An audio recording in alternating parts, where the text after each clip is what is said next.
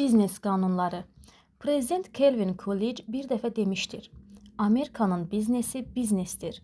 Həyatınızın ən böyük uğurlarını əldə etmək şansının çox hissəsi şəxsi biznesə malik olmaq və ya şəxsi biznes təşkilatı üçün işləməkdədir. Biznes qanunlarını nə qədər tez öyrənsəniz və onları həyatınıza tətbiq etsəniz, gəliriniz də bir o qədər artacaq və karyeranız sürətlə inkişaf edəcək. Bugün Amerikada 23 milyondan çox şəxsi biznes vardır. Hər il təxminən 600 min, 1 milyard yeni şirkət təsis edilir. Bu şirkətlər ən kiçik ev biznesindən tutmuş, yüzlərlə işçisi olan iri şirkətlərə kimi fərqlənir. Qurduğumuz biznes daha çox bizim yaşam tərzimizə bənzəyir. Bu ecazkar sistemin necə işləməsini dərk etməyiniz cəmiyyətimizdə mümkün olan maksimum nailiyyətləri əldə etmək üçün olduqca vacibdir.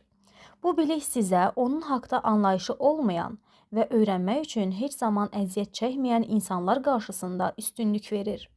Hazırki biznes dövriyyəsi heyrətamiz intensivliyə malikdir və ən xırda dəyişiklik belə onun daha da sürətlənməsinə səbəb olur. Bir neçə il ərzində sıfırdan başlayan şirkətlər başgicəlləndirici nailiyyətlər əldə edərək beynəlxalq səviyyədə tanına və sonra tamamilə itə bilər. Bu intensivlik hazırki biznesin qaçılmaz faktıdır. Hər il Amerikanın ən nəhəng 500 şirkəti siyahısına 100 şirkət əlavə olunur və ya çıxarılır. İri şirkətlərin çoxu müflis olur, parçalanır və ya fəaliyyətinin istiqamətini dəyişir. Hər yerdə milyonlarla insanın həyatına və iqtisadiyyata təsir göstərən holding birləşməsinə və ya parçalanmasına rast gəlmək olar. Bu cür iri şirkətlər arasında bu qədər çaxnaşma olduğu halda kiçik şirkətlərdə nələrin baş verdiyini təsəvvür etmək olar.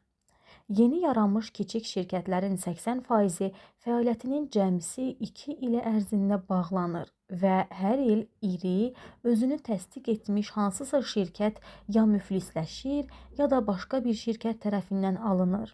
Bütün bunlarla yanaşı hər il minlərlə yeni şirkət uğurla inkişaf edir və nəhəng holdinglər daha da güclənir. Bu kəskin dəyişikliklər biznes qanunlarını bilən yaradıcı azlıq üçün imkanların hüdudsuz olduğundan xəbər verir. Bu qanun və prinsipləri tətbiq etməklə şirkətə verəcəyiniz faydanı dəfələrlə artırmış olursunuz. Uğura doğru irəliləyişinizi sürətləndirirsiniz. Çoxlarının bütün karyerası ərzində əldə etdiyi nailiyyətləri siz bir neçə ilə qazanırsınız. Mən bu prinsipləri illər öncə öyrənmişəm. Biznes karyeram 10 yaşımda yerli YMCA şirkəti üçün sabun satmaqla başlayıb. Sonra qəzet satmaq və ev əşyalarının daşınması ilə məşğul oldum. Ardınca ofis ləvazimatları satıcısı, ev alqı-satqısı agenti, avtomobil dileri, reklam işçisi, trening və konsultant oldum. 25 il ərzində 22 müxtəlif şirkətdə fəhlədən tutmuş, top menecerə kimi müxtəlif vəzifələrdə işlədim. Həm başgicəlləndirici uğur, həm də çıxılmaz krizislə üzləşmişəm. 31 yaşımda ali təhsil ala bilməməyimə rəğmən iri universitetlərdən birində sənədlərimi icraçı magistr pilləsi üçün təqdim etdim və qəbul olundum. 3 il ərzində gecə-gündüz ağır zəhmət çəkərək biznes idarəçilik kursunu keçdim. Universiteti nəzəri biliklərlə dolu bir beyinlə bitirdim və bu bilikləri real həyata tətbiq etmək üçün alışıb yanırdım. Sonra mənim həyatımda ən xoşbəxt dönüş baş verdi. 500 milyon dollarlıq konglomeratın, holdingin icraçı direktorunun şəxsi məsləhətçisi vəzifəsinə dəvət edildim. Bu hissədə söhbət açacağımız qanun və prinsipləri tətbiq edərək müxtəlif məhsulların milyonlarla dollarlıq dövriyyəsini təşkil və idarə etməyə nail oldum. Biznesimin bu dövründə icraçı direktor onu bu vəzifəyə gətirib çıxarmış, ən uğurlu və hörmətli insanlardan birinə çevirmiş, biliklərini mənimlə bölüşürdü.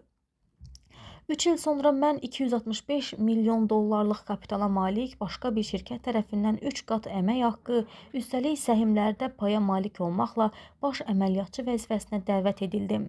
Əvvəlki icraçı direktordan öyrəndiyim bilikləri burada tətbiq etməyə başladım. Nəticədə cəmisi 6 ayda şirkətin strukturunu dəyişməyə, güclü kadrlar yığmağa və şirkəti tamam yeni istiqamətdə yönəltməyə nail oldum. Bütün bu dövr ərzində biznesin çox vacib bir prinsipini öyrəndim. Biznesdə istənilən dəyişiklik mövcud güc qütblərini dəyişir və insanlar təşkilatın ziyanına olsa belə öz hakimiyyətləri uğrunda mübarizə aparırlar. Nə deməklərindən asılı olmayaraq insanlar dəyişikliyi və dəyişiklik agentlərini sevmirlər. Mən saray münaqişələrinin qurbanı oldum və tezliklə küçəyə atıldım. Uzun illər ərzində ən yaxşı ideyalardan ən axmaq təşəbbüslərə kimi müxtəlif bizneslərlə üzləşdim. Ən uğurlulardan tutmuş, ən fırıldaqçı və yalnız özünü fikirləşənlərə kimi hər cür biznesmenlə qarşılaşdım. Müxtəlif biznes aspektlərinə dair minlərlə kitab və məqalələr oxumuşam. Lakin hələ də dərinliklərdən xəbərsiz olduğumu düşünürəm. Amma yenə də mənə öz biznesimi qurmağa imkan verən bir neçə qayda formalaşdıra bilmişdim. Həmçinin bəzi müştərilərimə də öz gəlirini və məhsuldarlığını əhəmiyyətli dərəcədə artırmağa kömək edə bildim. Bəzi qanunlar xüsusilə istənilən biznesə aid olur. Onlardan hətta birinin tətbiqi sizin biznesi dramatik dərəcədə dəyişə və gəlirinizi artıra bilər. Bu qanunlar sadə, sınanmış və effektivdir. İdman velosipedi kimi nə qədər çox istifadə etsəniz, bir o qədər yaxşı nəticələr əldə edəcəksiniz. 20. Məram qanunu. Biznesin məramı müştəri qazanmaq və onu əlində saxlamaqdır. Çoxları düşünür ki, biznesin məqsədi qazanc əldə etməkdir. Qazanc əldə etmək biznesə yatırım edənlərin məqsədi ola bilər. Özlüyündə biznesin başqa məqsədi vardır. Biznes fəaliyyətini qiymətləndirməyin ən yaxşı yolu biznesmenlərin hər il hakim qarşısına çıxıb öz işlərini davam etdirilməsi üçün tutarlı dəlil gətirməsini təsəvvür etməkdir. O zaman aydın olacaq ki, gəlir əldə etmək biznesin mövcudluğu üçün səbəb deyildir. Bu qanunun birinci çıxarışı. Gəlir şirkətin öz məramına nə qədər uyğun işlədiyinin göstəricisidir. Sadəcə istənilən uğurlu şirkətdə hər kəsin diqqətinin müştəri cəlb etmək və saxlamaq üzərində cəmləşdiyini əsas götürərək biznesin əsas məramının müştəri cəlb etmək olduğunu söyləyə bilərsiniz. Şirkətin əldə etdiyi gəlir isə işçilərin bu məramın reallaşması istiqamətində nə qədər effektiv işlədiyini müəyyən edir. Bu qanunun ikinci çıxarışı. Qazanc bizneslə məşğul olmağın haqqıdır. Çox adam qazancın rolunu yanlış anlayır. Bəziləri qazancın və ya qazanc üçün mübarizə aparmağın görməmişlik olduğunu düşünür. Əslində isə gəlir çox yaxşı bir şeydir. İşçilərin əmək haqqı, yeni məhsul istehsalı və müştəriyə daha yaxşı xidmət göstərmək üçün lazım olan xərclər məhz gəlir hesabına ödənilir. Gəlirin əksi itkidir. İtkilərin çoxalması işçilərin ixtisarına, iqtisadi zəifliyə və hətta şirkətin məhvinə səbəb olur. İtkilər daimi olduqda işçilər üçün heç bir perspektiv olmur. Gəlirə etinasızlıq edən hər kəs işçilərin gələcəyinə və rifahına etinasızlıq edir. Gəlir yoxdursa, bu insanların gələcəyi də yoxdur. Bəzilərinə elə gəlir ki, gəlirlər çox yüksəkdir. 80 il ərzində 1920-2000-ci illər Amerikanın ən böyük şirkətləri vergilərdən sonra qalan gəlirin illik cəmini çıxarmışlar və bu 5% olmuşdur. Məhsulun maya dəyərindən əlavə məbləğin 85%-i əmək haqqı, yeni məhsullar üçün laboratoriya təcrübələrinə, sınaqlara və digər bu kimi məqsədlərə sərf edilir ki, bu da gəlir hesab edilə bilməz. Yüksək gəlirli şirkətlər nə qədər çox olarsa, gəlirli və yüksək karyera inkişafına imkan verən iş yerləri də bir o qədər çox olar. Bu qanunu dərhal necə tətbiq edə bilərsiniz? 1. Şirkətinizi daha uğurlu etmək üçün imkanlar axtarın. Şirkətin gəlirinə verdiyiniz töhfə sizin gələcək uğurunuzu müəyyən edəcək. Təşkilatınızın qiymətini və gəlir strukturunu bilirsinizmi? Ən gəlirli məhsulunuz hansıdır? Ən gəlirli müştəriləriniz kimlərdir? Şirkətə gələn pula hansı pillələrdə təsir göstərə bilirsiniz? 2. Yeni müştərilər cəlb edə biləcəyiniz sahələri müəyyən edin. Yeni məhsul yaratmaq və istehsal etmək üçün imkanlar axtarın. Hazırki müştərilərinizi daha da etibarlı etmək üçün vasitələr axtarın. Şirkətin müştəri cəlb etmə imkanını artırmaq üçün iş görün. 21. Təşkilatçılıq qanunu. Biznes təşkilatı müştəri cəlb etmək və onu əldə saxlamaq kimi ümumi bir məqsədə malik insanlar qrupudur. Biznes təşkilatları müştəri tələbatlarının ödənilməsi üçün görüləcək işlər bir adamın görə biləcəyindən çox olduqda yaranır. Təşkilatçılar diqqəti yalnız özlərinin görə biləcəyi işlər üzərində cəmləşdirməli, yerdə qalan işləri başqalarına həvalə etməlidirlər. O zaman yeni vəzifə və öhdəliklər peyda olur. Şirkət müştərilərə xidmət göstərmək üçün həcmini artırır.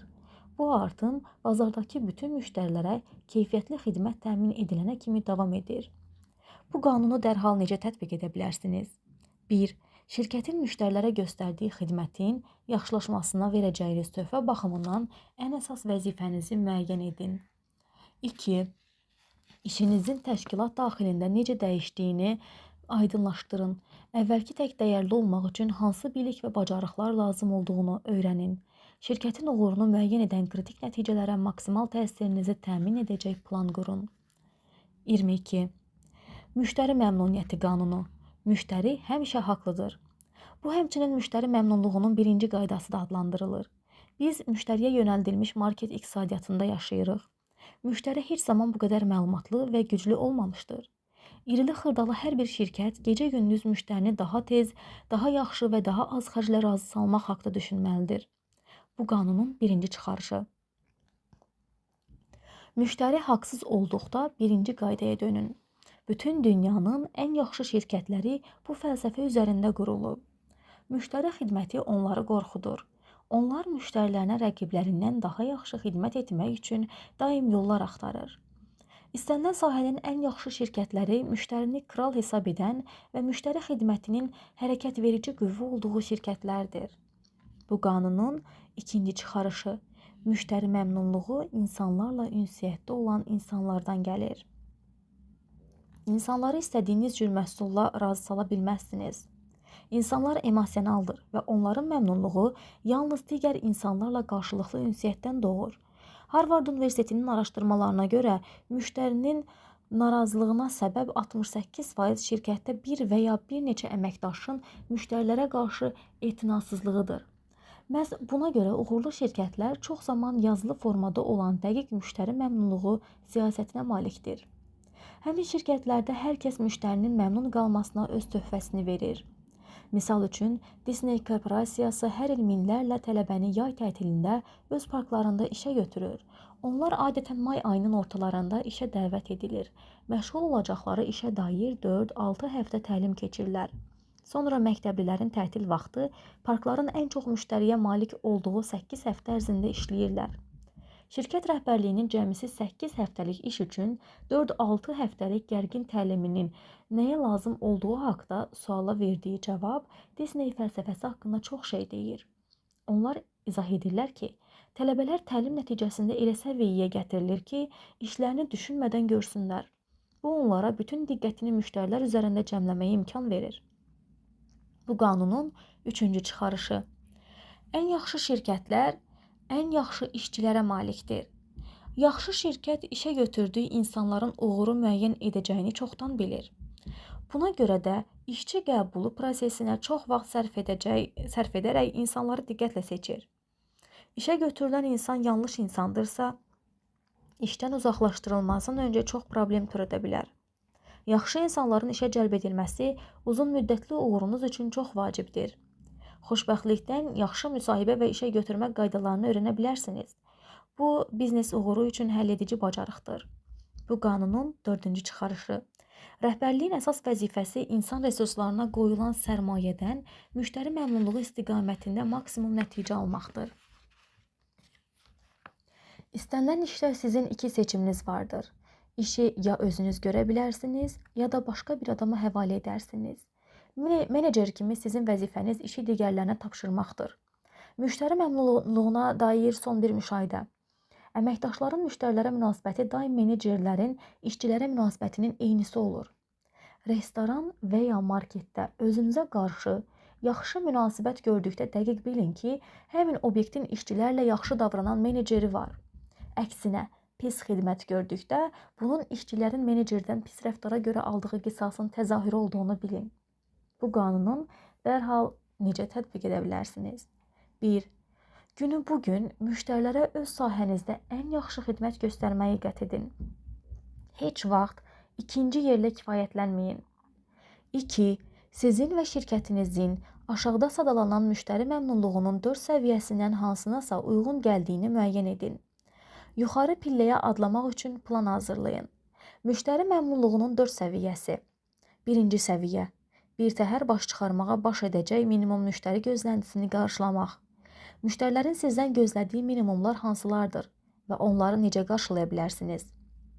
Müştəri məmnunluğunun ikinci pilləsi müştəri gözləntisini aşmaqdır. Hansı əlavə xidmətlər tətbiq etməklə rəqiblərinizi qabaqlaya bilərsiniz? Üçüncü səviyyədə öz xidmətinizlə müştərini sevindirirsiniz. Müştəriləri məmnun edəcək və onlar üçün xoş sürpriz olacaq hansı işləri görə bilirsiniz? Sonuncu, müştəri məmnunluğunun 4-cü səviyyəsi ən uğurlu və hörmətli şirkətlər tərəfindən müştərini heyran etməklə qazanılır. Şirkət öz xidmətləri ilə nəinki müştərini məmnun edib, onun dönə-dönə müraciət etməsinə səbəb olur, hətta müştəri öz dostlarına da həmin şirkəti məsləhət görür. Müştəriləri heyran etmək üçün müştəri xidməti siyasətinizi necə qura bilərsiniz? 23. Müştəri qanunu. Müştəri daim ən yaxşısını, ən ucuz qiymətə axtarmaqla öz maraqlarını güdür. Müştəri öz seçimləri ilə iqtisadi hesabatlar edir. Bazarlıq zamanı xərclərinizi minimuma endirmək və eyni zamanda daha çox mal almaq üçün vəsaitlər axtarır. O daim ən yaxşısını, ən ucuz qiymətə və ən qısa vaxt ərzində əldə etməyə çalışır. Bu problem deyil, biznes aləminin reallığıdır. Müştəri ən yaxşısını, ən ucuzu almağa çalışır və bu təklifi ona ən tez kim verərsə, ona da müraciət edəcək. Müştəri daim haqlıdır. Biznesdə baş çıxarmaq və uğur qazanmaq üçün hər gün yalnız özünü düşünən, səbirsiz, tələbkar və istədiyi qiymətə əldə etmək üçün hər yerə getməyə hazır olan müştəri ilə işləməlisiniz. Eynən sizin özünüz kimi. Yeri gəlmişkən faktları problemlərdən ayırt etmək lazımdır. Onlar tamam ayrı-ayrı anlayışlardır və onları qarışdırmaq sizin üçün əlavə stresə səbəb ola bilər. Fakt, bu sadəcə belədir deməkdir. Bu həyatın qaçılmaz və qarşısı alınmaz bir hissəsidir. Əhatəsində işləməli və qəbul etməli olduğunuz bir şeydir.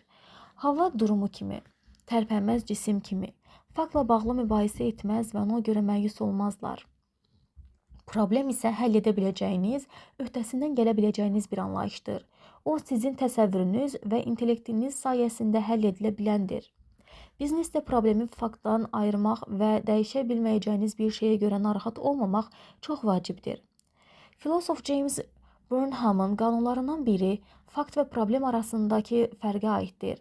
Alternativ yoxdursa, problem yoxdur. Baş vermiş və ya verəcək hər hansı bir hadisəyə görə narahat olmazdan öncə onun problem yoxsa fakt olduğunu aydınlaşdırın. Yeri gəlmişkən, keçmiş hadisələr hamısı faktdır. Onların yeganə effekti sizin onları necə qəbul etməyiniz və nə reaksiya verməyinizdir. Əhəmiyyətli olan yeganə şey nə baş verdiyi, kimin günahkar olduğu və ya o zaman nəyi fərqli edə bilərdiniz deyil, sizin indi nə iş görəcəyinizdir. Bu qanunun birinci çıxarışı. Müştərilər tələbkar və amansızdır. Onlar yaxşı xidmət göstərən şirkətləri mükafatlandırır, pis xidmət göstərənləri isə uçuruma yuvarlayır. Sam Walton bir dəfə demişdir. Bizim hamımızın bir rəisi var, müştəri. O, başqasından almağı qərarlaşdırmaqla bizi istədiyi vaxt işdən qova bilər. Məsələ müştərinin sizin biznesə laqeyd qalmasında deyil, sadəcə olaraq onlar sizin biznesdən çox özlərini düşünürlər. Biznes uğursuzluğuna səbəb biznesmenin öz biznesini müştərinin tələblərinə uyğun nizamlaya bilməməyidir. Müştərilər baş götürüb gedir, üzləşdikləri pis xidmət haqda dostlarına danışır və bir daha geri dönmürlər. Bu qanunun ikinci çıxarışı. Müştəri istədiyini əldə etmək üçün haqlı olaraq az müqavimətli yolu seçir. Müştəri baxışında hər bir hərəkətin çox gözəl mənası vardır. Bütün bazarlıq şəxsi məmnuniyyətə və daha bacarıqlı olmağa yönəlmişdir. Satıcı və ya biznesmen təklif etdiyi malı almadığına görə müştərini axmaq adlandırırsa, əslində özü günahkardır. Müştəri kifayət qədər ağıllıdır və nə istədiyini yaxşı bilir. Müştərinin qərarı öz baxışında həmişə mükəmməldir. Müştəri daim haqlıdır. Biznesə başladıqda maliyyə gələcəyinizi hər gün müştərinizi məmnun etməyin ümidinə buraxırsınız. Qapıları müştərinin üzünə açdığınız gündən nə satacağınızı, necə satacağınızı, neçəyə satacağınızı, nə qədər satacağınızı və nə qədər gəlir əldə edəcəyinizi o müəyyən edir. Yalnız müştərinin nazını çəkməklə biznesdə baş çıxara və uğur qazana bilərsiniz. Bu qanunun 3-cü çıxarışı.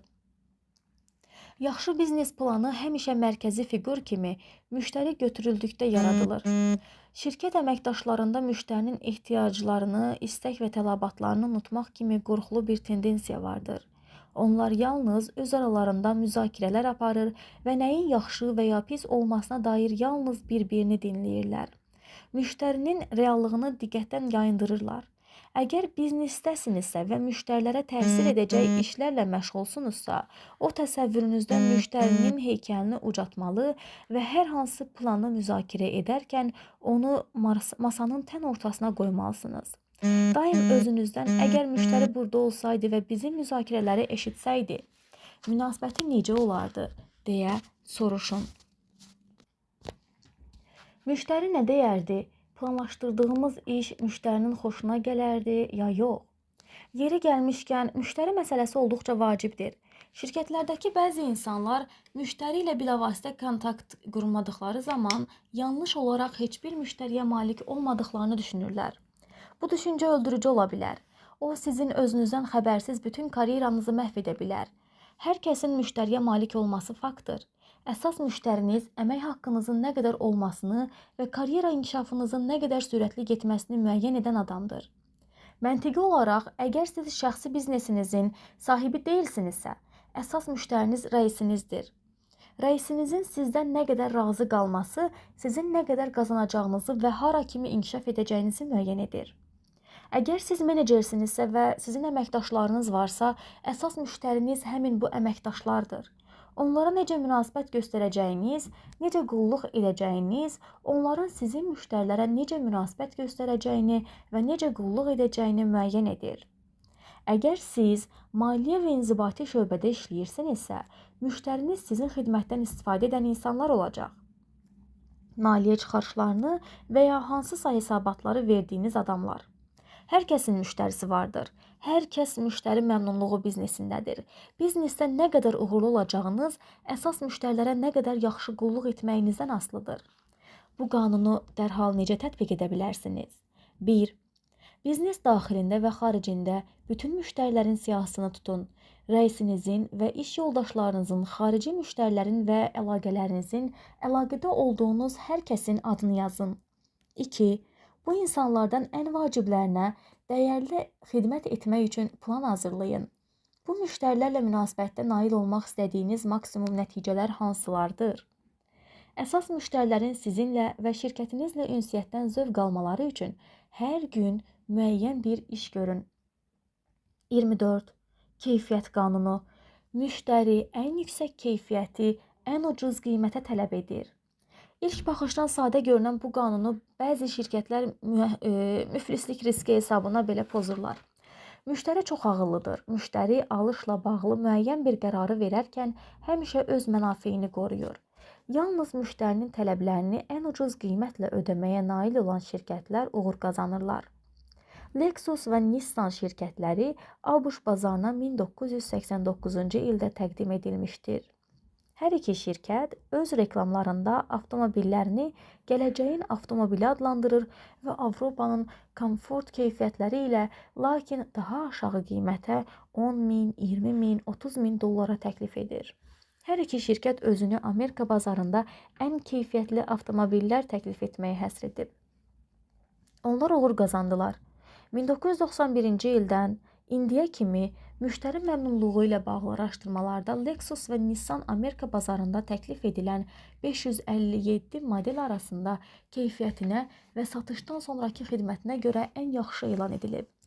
Bu keyfiyyət üstünlüyünə görə onların illik satış dövrəsi milyonlarla dollara çatıb. Bu qanunun ilk çıxarışı. Keyfiyyəti müştəri müəyyən edir və ona pul xərcləməyə hazırdır. Keyfiyyəti yalnız müştəri müəyyən edə bilər. Bəzi hallarda müştəri də keyfiyyəti dəqiq müəyyən edə bilmir, lakin pulunu xərcləməklə hansı məhsulun daha keyfiyyətli olmasını dəstəkləyir. Bugünkü bazarlığın 80%-dən çoxu ya bilavasitə qadınlar tərəfindən, ya da onların təsiri ilə edilir. Göz yaşı olmadan keyfiyyət kitabında Philip Crosby yazır: keyfiyyəti müəyyən etmək o qədər də çətin deyil. Məhsul vaxtın neçə faizini öz təyinatı üzrə işləyirsə, o qədər keyfiyyətlidir. Saatın keyfiyyəti hansı müddət ərzində vaxtı dəqiq göstərməsi ilə müəyyən edilə bilər. Əgər vaxtın 100%-ni geri qalmadan və ya irəli qaçmadan dəqiq göstərirsə, deməli 100%lik keyfiyyətə malikdir. Avtomobilin keyfiyyəti də nə qədər müddətə əlavə təmir problemi çıxarmadan işləməsi ilə müəyyən edilir. Vaxtın 100%-ni problemsiz işləyirsə, 100% keyfiyyətli sayılır. Çox təəssüf ki, istehsal edilən məhsulların 25%-i aşağı keyfiyyət üzündən yenidən müəssisə emalı keçməyə ehtiyac duyur. Philip Crosby'nin Keyfiyyət Müftədir kitabı heç də bir defektə malik olmayan yüksək keyfiyyətli məhsul istehsal etməyin əlavə xərcləri aradan götürməsinə və hər mənada sərfədə olmasına əsaslanır. Qısa müddətdə keyfiyyət müştəri cəlb edir, uzun müddətdə isə istehsalçının reputasiyasını yüksəldir. Bu qanunun ikinci çıxarışı. Keyfiyyətə, məhsul və xidmətlə yanaşı, onun müştəriyə çatdırılma forması da daxildir. Müştərinin keyfiyyət anlayışına, məhsulun alınması, saxlanılması və istifadəsi ilə bağlı hər bir şey daxildir. Keyfiyyətli restoranda qiymətlər sadəcə boşqabdakı yeməyin dadına görə formalaşmır. Yüksək səviyyəli restoran digərlərindən sadəcə bahalı menü ilə deyil, göstərilən xidmətin yüksək səviyyədə olması və müştərinin özünü rahat və dəyərli hiss etməsi ilə fərqlənir. Bahalı restoranda ofisiantın dolu boşqabı masanın üstünə çırpıb üzünüzə baxmadan çıxıb getməsini təsəvvürünüzə gətirə bilərsinizmi? Ən adi məhsulu belə yüksək mədəniyyət və nəzakətlə təqdim etməklə daha baha qiymətə satmaq olar. Müştəri keyfiyyəti bütün təzahürlərdə görmək istəyir. Bu qanunun üçüncü çıxarışı. Şirkətlər müştərilərin onların məhsullarını keyfiyyətli hesab etdikləri qədər gəlirlidir. Bunu belə izah etmək olar. Əgər hansısa araşdırma şirkəti müəyyən bir bazarda müştərilər arasında sorğu apararsa, nəticələr məhsulların keyfiyyətinə görə sıralanar. Misal üçün, eyni məhsulu istehsal edən 10 şirkət haqda müştərilər arasında sorğu aparılır. Bu sorğu hansı şirkətin ən yaxşı olduğunu göstərəcək. Şirkətlər hamısı ardıcıllıqla düzüləcək. Məhsulun keyfiyyətinə əsaslanan bu sıralama eyni zamanda şirkətlərin gəlir səviyyəsinə görə sıralanmasına uyğun gələcək. Daha keyfiyyətli məhsul istehsalçısının daha gəlirli olmasının səbəbi müştərinin nə isə almaq qərarına olduqca diqqətlə yanaşmasıdır. Bahalı və ucuz məhsul arasında seçim etməli olduqda, müştəri imkanı çatarsa bahalı məhsula üstünlük verir. Çünki yüksək qiymət yüksək keyfiyyətlə müşayiət olunur. Yüksək keyfiyyət isə müştəri üçün aldığı məhsula inam və əminlik yaradır. Bahalı məhsulu almaq qərarının səhv olma ehtimalı çox azdır. Qərar qəbul etmək asan olur. Bu deyimi yəqin ki, hər kəs eşitmişdir. O qədər varlı deyiləm, ucuz mal alam. Adətən xərclənən pulun məbləği ilə məhsulun keyfiyyəti arasında düz mütənasiblik vardır. Yüksək keyfiyyəti nadir hallarda ucuz qiymətə almaq olar. Heç vaxt havayı bir şey almaq olmaz. Aldığınız xərclədiyinizə uyğun olur. Rəqabətli cəmiyyətdə yüksək qiymətə əldə etdiyiniz məhsuldan inamla yüksək keyfiyyət və ya az səhv etmək ehtimalını gözləyə bilərsiniz. Thomas Ruskinin dediklərini unutmayın. Az pul xərcləməkdən aldığınız həzz çox tez bitir və uzun müddət davam edəcək aşağı keyfiyyət narahatlığı ilə əvəz olunur. Şirkətinizin keyfiyyət sıralamasında hansı pillədə dayanmasından asılı olmayaraq, daima birinciliyə can atmalısınız. Hər kəs müştəri sorğusu keçirmədən öz şirkətinin neçənci yeri tutduğunu bilir. Məqsədiniz fəaliyyət göstərdiyiniz bazarda keyfiyyətə görə liderlik olmalıdır. Əldə etdiyiniz şirkətin bütün əməkdaşları üçün fəxr yeri olmaqla yanaşı, gəlirinizin yüksəlməsinə rəvac verəcək. Yüksək keyfiyyətli şirkətlər yüksək gəlir əldə edənlərdir. Onların gələcəyi parlaq görünür. Bu qanunu dərhal necə tətbiq edə bilərsiniz? 1. Fəaliyyət göstərdiyiniz bazarda keyfiyyət sıralamasına görə neçənci yerdə olduğunuzu müəyyən edin. İmkanınız varsa, obyektiv səs vermədən istifadə edin. Lazım gələrsə, intuisiyanızı işə salın. Lakin özünüzə qarşı tam səmimi olun. Əməkdaşlarınızdan şirkətinizin hansı yerdə dayandığını soruşun. 2. Müştərilərin keyfiyyəti necə müəyyən etdiyini dəqiqliklə aydınlaşdırın. Sizdən nə gözlədiklərini öyrənin. Məhsul və xidmətinizi kritik yoxlamadan keçirin. Ən yaxşı müştərilərdən sizdə ən çox nəyi dəyərləndirdiyini və nəyi inkişaf etdirə biləcəyini soruşun. 3. Diqqəti inkişaf etdirəcəyiniz bir sahədə cəmləyin. Müştəri məmnunluğu ilə bilavasitə əlaqədə olan bir sahəni seçin. Bu sahədə ən yaxşı olmaq qərarını verin. Bunu bütün əməkdaşlara bəyan edin və inkişafınızı daim yoxlayın. 25. Köhnəlik qanunu. Nə varsa artıq hamısı köhnəlmişdir. Köhnəlik qanunu deyir ki, hər nə varsa məhsul, xidmət, bacarıq, reklam, market strategiyaları və biznes prosesi zamanla köhnəlir. Bu cür dinamikadan baş çıxarmaq üçün özünüz və şirkətiniz kifayət qədər iti olmalıdır. Həyatın qaçılmaz faktı olan dəyişikliklərə daim hazır olmalısınız. Bu qanunun birinci çıxarışı. Sabah bugünkündən fərqli olacaq.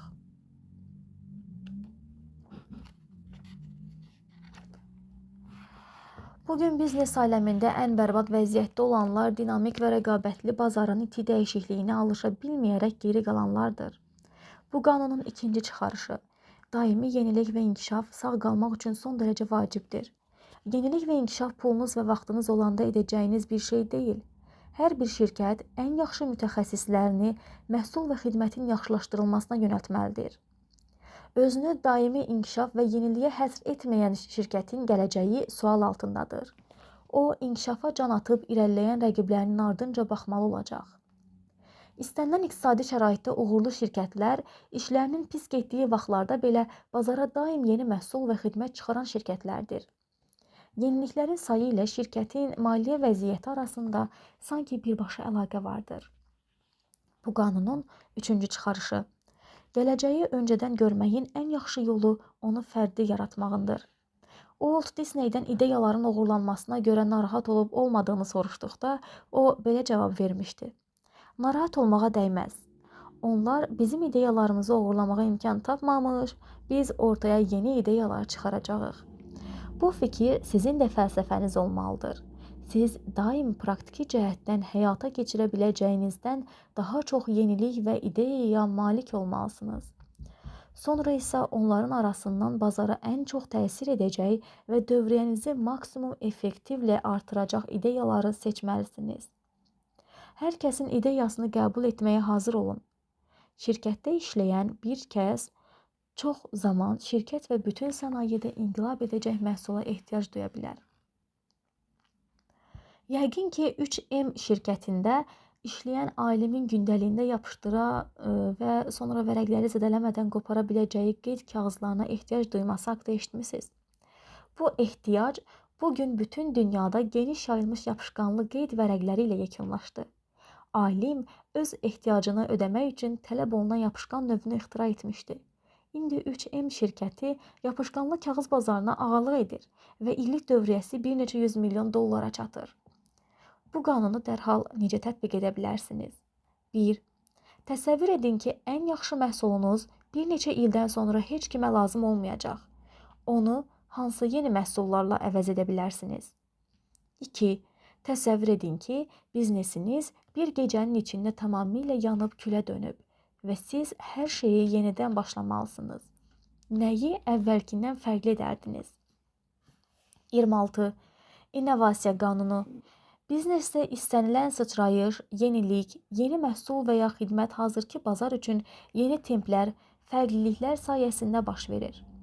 Peter Drucker İnnovasiya və Sahibkarlıq kitabında biznes üçün yeniliklərin əsas 7 mənbəyi haqqında danışmışdır. Özünüzlə və biznesinizlə bağlı yeniliklər etməyə dair bir neçə ideyadan söz açmışdır.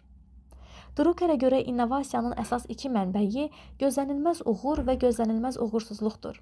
Hər iki halda siz sıçrayışın olub-olmadığını aydınlaşdırmaq üçün baş verənləri diqqətlə analiz etməlisiniz. Kritik düşünmənin iceberg effekti üsulundan istifadə etmək uğur, uğursuzluq və ya hansısa bir gözlənilməz hadisənin analizi zamanı xüsusilə effektivdir. Qeyri-adi nə isə baş verdikdə dayanın və özünüzə sual verin. Bu adi hadisədir, yoxsa sadəcə icebergin görünən hissəsidir? Bazarda güclü dəyişikliyin başlanğıcıdırmı? Biznesdə böyük sıçrayışlar bəzən dəyişikliyini lap əvvəldə görmək və hamıdan tez reaksiya vermək hesabına olur. Yeni bir məhsula ehtiyac yarandığını hamıdan tez görüb həmin məhsulun istehsalına başlamaqla bazarda üstünlüyü ələ almaq, yaxud müəyyən bir məhsula ehtiyacın azaldığını hamıdan tez görüb onun istehsalını azaltmaq və kapitalı daha gəlirli istiqamətə yönəldərək itkilərdən yanmaqla rəqibləri qabaqlamaq olar. Dövrümüzün ən böyük dəyişikliyi yəqin ki, kompüter və internet olmuşdur. Personal kompüterlər təzəcə istehsal olunmağa başlayarkən IBM şirkətinin marketinq mütəxəssisləri bazar araşdırıb ildə yalnız 300-400 ədəd kompüterə ehtiyac olması qənaətinə gəlmişdilər. Buna görə də şirkət kompüter istehsalını arxa plana keçirib diqqətini əsas məhsulların üzərinə cəmləmişdir. Bugün isə kompüter satışının illik dövriyyəsi 50 milyon ədədə çatıb və digər əsas məhsulların satışı arxa plana keçib. IBM icebergin aşağı hissəsini görə bilməmişdi. Bu qanunu dərhal necə tətbiq edə bilərsiniz? 1. Biznesinizdəki dəyişiklikləri izləyin və analiz edin. Nə zaman dövriyyəniz artır və ya azalır? Müştərilər nəyi daha çox istəyirlər? Nəyi daha az istəyirlər? Nəyə diqqətinizi artırmalı, nəyə daha az vaxt sərf etməlisiniz? 2. Uğurlu rəqiblərinizə heyran olun. Uğurlu rəqibləriniz nə zaman və necə dövriyyələrini artırmışlar? Gördükləri hansı fərqli işdən dərs ala və inkişaf edə bilərsiniz? 3. Keçmişdəki ən böyük uğur və uğursuzluğunuzu analiz edin. Gələcəkdə istifadə edə biləcəyiniz hansı örnəklər var? Unutmayın, hər bir uğur, uğursuzluq seriyasından sonra gəlir və uğursuzluq dəyərli dərslər verə bilər. Siz necə dərs alacaqsınız? 27. Kritik uğur faktorları qanunu. Hər bir biznesdə uğur və ya uğursuzluğu ölçən və müəyyən edən bir sıra həlledici uğur faktoru vardır. Biznesdə kritik uğur faktorları orqanizmin həyati əhəmiyyətə malik funksiyaları, qan təzyiqi, ürək döyüntüsü, beyin dalğaları və s. funksiyalar kimi vacibdir. Bu vacib funksiyalar insan sağlamlığının göstəricisidir. Onların biri olmasa, dərhal ölümə səbəb olar. Şirkətlərin də sağlamlıq durumunu göstərən kritik uğur faktoru vardır. Bu faktorların çoxu bütün növ bizneslərə şamil edilə bilər. Bəziləri isə yalnız konkret bir şirkət üçün spesifik ola bilər. Bütün şirkətlər üçün ümumi olan əsas kritik uğur faktorları liderlik, məhsul keyfiyyəti, xidmət, satış, marketinq, istehsal, yayım, kapital və maliyyə məsələləridir. Şirkətin yaxşı nəticələr göstərməsi üçün bu sahələrin hər birinin mükəmməl işləməsi gərəkdir. Hansısa birinin zəif işləməsi və ya ümumiyyətlə işləməməsi bütün biznesi təhlükə altına atar. Misal üçün, Dan Bradstreetə görə ABŞ-da biznes uğursuzluqlarının çox hissəsi satış dövriyyəsinin və ya dövriyyədən gələn gəlirin azalmasına görə baş verir. Satış dövriyyəsinin azalmasına səbəb olan amil bu sahədəki istənilən zəiflik bütöv bir şirkəti müflis edə bilər. Bu qanunun birinci çıxarışı. Hər bir insan şəxsi kritik uğur faktoruna malikdir ki, bu da onun biznes gələcəyini müəyyən edir. Siz işinizdə istifadə etdiyiniz bilik və bacarığa maliksiniz. Bunlardan hansısa birində zəiflik və ya axsaqlıq sizin effektivliyinizi azalda və karyeranıza ziyan gətirə bilər. Maksimum effektivliklə fəaliyyət göstərmək üçün əvvəlcə işinizdə tələb olunan kritik uğur faktorlarını müəyyən etməli, onların hər birində nə qədər güclü olduğunuzu ölçməli və sizə ən çox kömək edəcək sahələr üzrə mükəmməl olmaq üçün plan hazırlamalısınız. Misal üçün, problem həll etmək və qərar qəbul etmək hər bir biznesmen üçün kritik uğur faktorudur. Bunlar hər bir işgüzar fəaliyyətin əsas bacarıqlarıdır. Əgər adam fiziki cəhətdən xəstədirsə və ya çətin emosional vəziyyətdədirsə, onda bu adam problemləri ağılla həll edə və düzgün qərarlar verə bilməz. Ondan asılı olan hər kəs də təhlükədədir. Həlledici şəxsin bir uğur faktorundakı zəifliyi bütöv bir departamentə neqativ təsir göstərə bilər. Hər bir əhəmiyyətli sahədə kritik uğur faktoru vardır. Misal üçün, uğur faktorlarından birinin zəifliyi satış agentinin bütün dövrəsinə təsir edib məhsuldarlığını aşağı salar və əslində bacardığından daha az satış etməsinə səbəb ola bilər. Şirkətlərin çoxunda satış qüvvəsi yanlış öyrədilmiş və ya ümumiyyətlə öyrədilməmişdir. Menecerlər nə üçün istədikləri və ya gözlədikləri nəticəni ala bilmədiklərini aydınlaşdıra bilmirlər. Bəzən yalnız bir məxsusi kritik uğur faktoru üzərində cəmləşməklə satışı 2 və hətta 3 dəfə artırmaq olar. Fərdi kritik uğur faktorunuzu müəyyən etmək üçün özünüzə 2 sual verin. Birincisi, mənə pulu nə üçün verirlər? Məhz nə üçün işə götürülmüsünüz? Şirkət sizə pulu nə üçün ödəyir? Bu məsələ sizə və menecerinizə tam aydın olmalıdır. Bu sualın cavabı nədirsə, siz vaxtınızın çox hissəsini ona sərf etməlisiniz. İkinci sual. Yalnız mənim görə biləcəyim hansı iş şirkətə əhəmiyyətli dərəcədə xeyir verər? Bu, yalnız sizin öhdəsindən gələ biləcəyiniz tapşırıq və ya öhdəlikdir. Siz bu işi görməsəniz, heç kim görməyəcək. Lakin işi görsəniz və lazımı səviyyədə görsəniz, şirkətinizə və özünüzə çox böyük xeyir vermiş olarsınız. Bu, hər gün özünüzə verəcəyiniz suallardır. Mənə pulu nə üçün verirlər? Yalnız mənim görə biləcəyim və mükəmməl yerinə yetirdikdə şirkətə əhəmiyyətli xeyir verəcək iş nədir? Bu suallar şirkətin bütün işçilərinə periodik olaraq verilməlidir. Hər kəs bu sualların cavabını aydın bilməlidir. Bu, hər kəsin əsas gücünü kritik uğur faktoru istiqamətində yönəltməyin üsullarından biridir. Bu qanunun ikinci çıxarışı. Ən zəif kritik uğur faktorunuz digər bacarıqlarınızdan istifadə edərək qalxa biləcəyiniz maksimum səviyyəni müəyyən edir. Şəxsi gücünüz və əsas bacarıqlarınız sizi bugün olduğunuz yerə gətirənlərdir. Onlar sizin mövqeyinizi və gəlirinizi müəyyən edir. Digər tərəfdən, zəiflikləriniz nailiyyətlərinizə hədd qoyan xüsusiyyətlərdir. Ən zəif kritik uğur faktorunuz nə qədər və hansı sürətlə inkişaf edəcəyinizə limit qoyur. O, sizin potensialınız üçün əhliyyət rolunu oynayır. Daha yüksək nailiyyətlər əldə etmək üçün zəifliyinizə qarşı son dərəcə səmimi olmalısınız. Onlar hansılardır? Hansı xüsusiyyətlərinizi inkişaf etdirib daha yaxşı vəziyyətə gətirsəniz, karyeranıza güclü təsir edər. Cavabınız nə olsa, öz üzərinizdə işləməyə məhz buradan başlamalısınız. Bu qanunu dərhal necə tətbiq edə bilərsiniz? 1. Uzun yol gəlmisiniz və hələ qarşıda da uzun bir yol vardır. Öz sahənizdə mükəmməl və dəyərli olmaq üçün şirkətinizin hansı kritik uğur faktorunu özünüzdə inkişaf etdirməlisiniz? 2. Təşkilatınızdakı insanların həlledici kritik uğur faktorunu müəyyən edin. Onların uğuru nə üçün lazımdır? Onların zəifliyi və çox zaman şəxsi zəifliyi sizin problemlərin özəyini təşkil edir. 3. Sizin şəxsi kritik uğur faktorunuz hansıdır? Və hal-hazırda sizin mükəmməl olmağınıza ən çox kömək edəcək sahədə inkişaf etmək üçün planınız nədir? Cavabınız hər nədirsə, dərhal işə keçin və mükəmməl olana kimi dayanmayın. 28. Market qanunu. Market, müştəri və satıcının görüşərək qiymət müəyyən etdiyi, pul, əmək, əmtə və istehsalın digər faktorlarını müzakirə etdiyi yerdir. Market, hər yerdə olduğu kimi, eyni zamanda heç yerdə olmayan mücərrəd bir yerdir. Şəxsi və ictimai sektorda cəmiyyətin istənilən təbəqəsində baş verən istənilən səviyyəli alış-verişi tərənnüm edir. Bu qanunun birinci çıxarışı.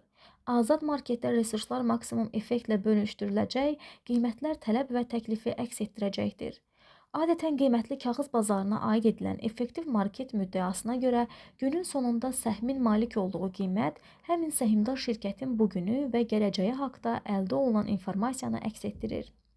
Bu müddəa həmçinin bildirir ki, səhmin qiymətinə təsir edəcək informasiya həmin sahədə maddi marağa malik insanlar arasında sürətlə yayılır. Bu qanunun ikinci çıxarışı. Azad market milyonlarla insanın ehtiyacını ən aşağı qiymətlə ödəyəcək ən effektiv vasitədir. Azad market çox güman ki, insanlıq tarixinin ən möcüzəvi kəşfidir. O, avtomatik şəkildə hər yerdə peyda olur və hökumətin qarışmadığı bütün iqtisadi fəaliyyətlərə və qərarlara öz təsirini göstərir. Market nə qədər azad olarsa, iqtisadiyyat bir o qədər güclü olar və daha çox insanın zənginləşməsi üçün daha geniş imkanlar yaranar. Misal üçün, Honkonqda iqtisadiyyata yol və mühafizə polisindən başqa hakimiyyətin heç biri müdaxiləsi mövcud deyildir. Şəxsi və şirkət gəlirinə qoyulan maksimum vergi 20%-dir. Honkonq heç bir təbii sərvətə malik olmayan kiçik bir ərazidir. Keçmiş Britaniya koloniyasının kiçik ərazisində 5 milyon insan yaşayır. Buna baxmayaraq hakimiyyət müdaxiləsi olmadığından dünyanın ən güclü iqtisadiyyatı buradadır. Kiçik yarımada və ada saysız milyonçular və milyarderlər yetişdirmişdir. Azad marketin nəticəsi olaraq Honkonq iqtisadiyyatı o qədər inkişaf etmişdir ki, işçi azlığından əziyyət çəkir. Bu qanunun üçüncü çıxarışı. Market hökumət müdaxiləsindən nə qədər çox azad olarsa, təklif edilən məhsulların sayı və çeşidi bir o qədər çox olar və insanlar üçün daha geniş imkanlar yaranar. Washingtonun Heritage təşkilatı hər il bütün dünya ölkələrini çox azaddan çox azada doğru sıralamaqla iqtisadi azadlıq indeksi nəşr edir. İllər ərzində aparılan müqayisələr nəticəsində müəyyən edilmişdir ki, market hökumətin müdaxiləsindən nə qədər çox azad olarsa, orta səviyyəli insanın iqtisadi imkanları bir o qədər genişlənər. Hökumət marketin azadlığına etdiyi hər bir müdaxiləsini əhalinin rifahına yönəldilmiş fəaliyyət kimi qələmə verir. Əslində isə məqsəd rüşvət və şəxsi maraqların qarşılanmasıdır. İstənilən hökumət müdaxiləsi qiymətlərin artması və məhsul təklifinin azalmasına səbəb olur və sonunda alıcının müəyyən bir məhsul üçün daha artıq pul ödəməsi ilə nəticələnir. Başqa sözlə desək, marketə müdaxilə çox nadir hallarda qiymətlərin azalması ilə nəticələnir. Effekt adətən əksinə olur.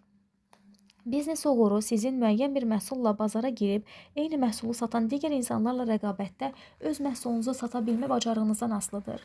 Azad market adi insana heç bir kapitala malik olmadan yalnız ideya və işləmək həvəsi ilə başlayıb böyük iş qurmaq imkanı verir.